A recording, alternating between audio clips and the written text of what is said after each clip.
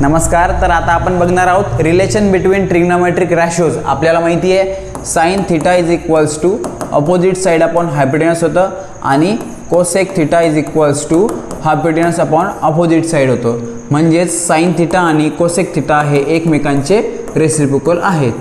किंवा आपण याला म्हणू शकतो डिवाइड इकडे मल्टिप्लाय केलं sine theta multiply by cosec theta is equals to 1.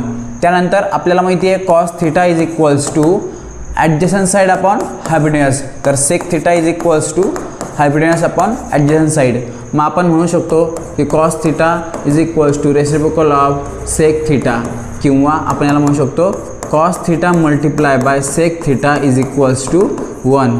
त्यानंतर tan theta is equals to opposite side upon adjacent side. किंवा cot theta is equals to adjacent side upon opposite side.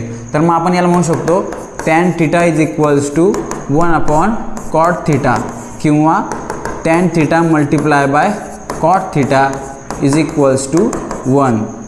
आणि आपल्याला अजून एक माहिती आहे sine theta is equals to opposite side upon hypotenuse आणि cos theta is equals to adjacent side upon hypotenuse. जर आपण या दोघांचं साइन आणि कॉसचं डिव्हिजन जर केलं तर हायपोटेनस कटून जाईल आणि आपल्याला येईल opposite side upon adjacent side. म्हणजेच आपल्याला हा opposite side upon adjacent side tan थिटाचा फॉर्म्युला झाला.